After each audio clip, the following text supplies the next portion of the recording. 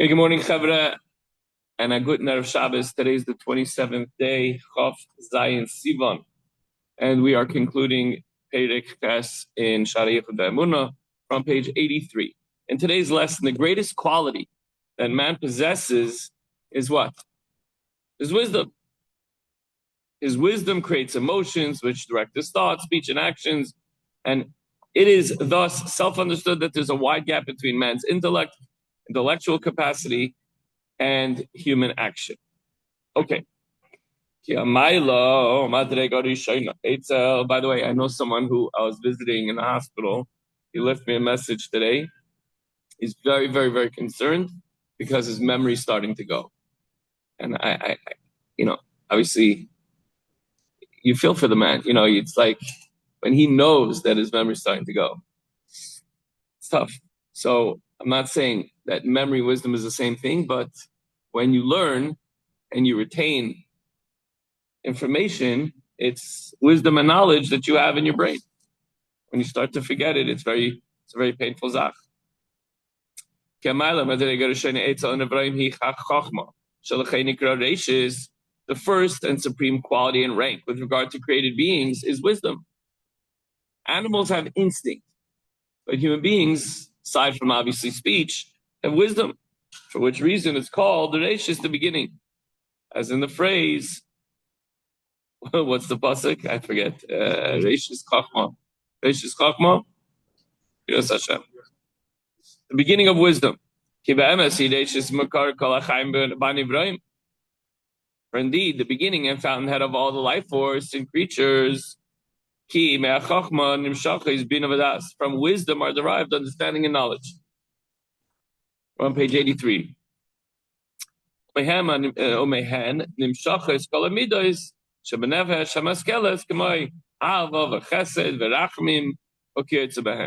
from there flow all the emotive attributes of the rational soul, such as love and kindness and mercy and the like. All these come from an intellectual capacity. You think, you know what? I want to be nice. And then you're nice. But you're not just nice and then you think about it. Wisdom comes first. Give me the water from here, please. When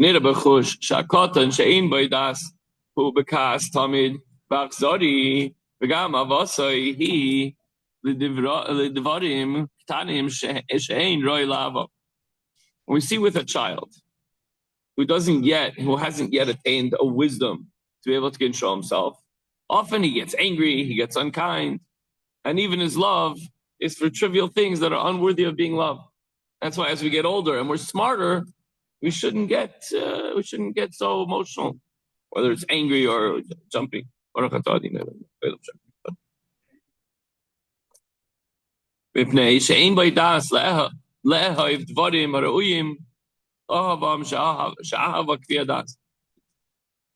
forget on your way out. You know what to do? Kitchen.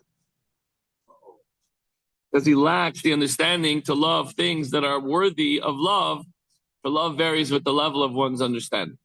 So thus the emotions are dependent on the intellect and understanding in as much as they derive from them. From the emotive attributes of the soul, words and letters of thought issue forth. The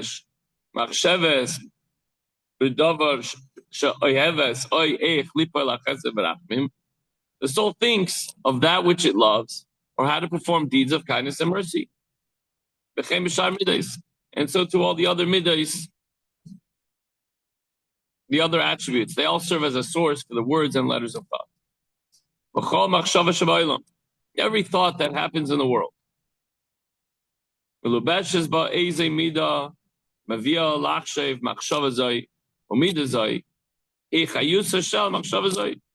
every thought in the world, there's clothed some emotive attribute that causes one to think that thought.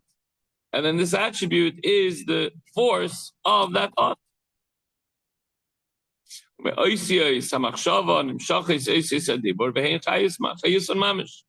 And from the letters, once you process something in your mind,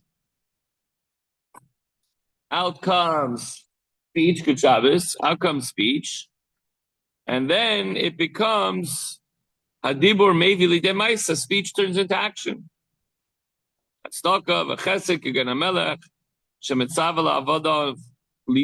Like a king who orders his servants to give charity, meaning a speech causes charity. So the word, the saying, "Sticks and stones may break my bones, but words will never hurt me." Actually, words are much, much more powerful than sticks and stones, right? Because you could take a punch, you can get a few scratches, you can get beat up, you can go to the hospital, you can go, no one wants to get hurt. But with one word, a person could either get a job, make millions of dollars. He could lose his job. He loses his credibility because he said the wrong thing, spoke out of turn. You're in a meeting and you start,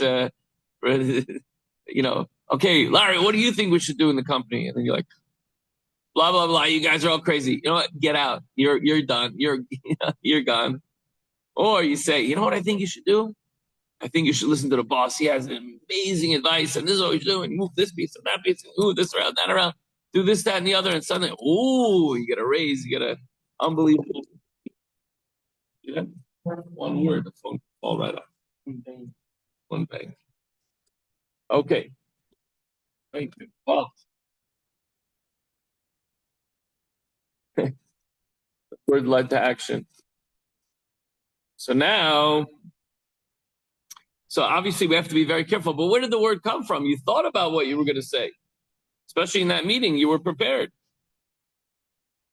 And by the way, a lot of times when people get angry, that means they're acting childish.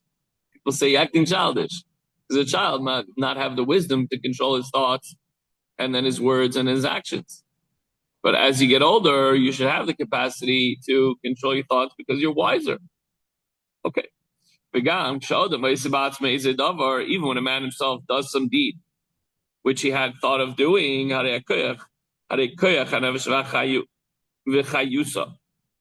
Hamislabish bas yazoi, who ka'ayin mamish gabekech hanevesh b'chayusa, hamislabish b'dibur ha'adam.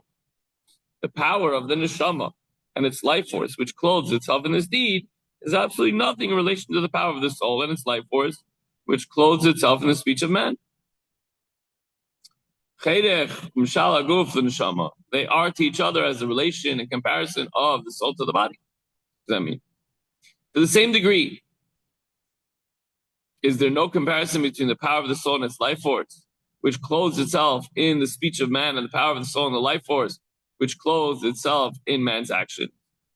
And therefore, when this power and life force has descended so far that it's able to be clothed in action, it's already undergone contractions and condensations, which are far below the power of speech. Likewise, the distance of the body from the soul is the relation of the letters of speech to the letters of thought. Thank you,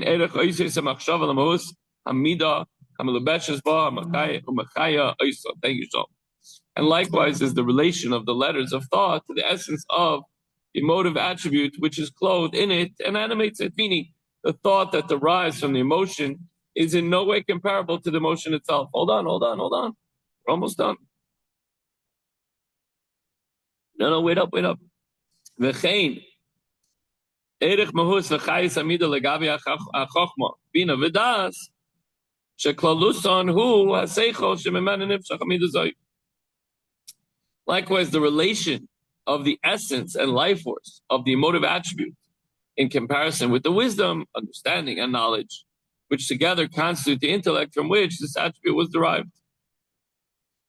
So we see from this that in the chain of descent from one level to the next, beginning with wisdom, and it goes all the way through speech, and then finalizing with action, each level bears no comparison at all, even to the level immediately preceding it. Emotions can't be compared to intellect. Thought cannot be compared to emotions, and so forth. Surely then, there can be no comparison whatsoever between the lowest degree of action and the highest degree of wisdom. At least that's the conventional way of thinking. All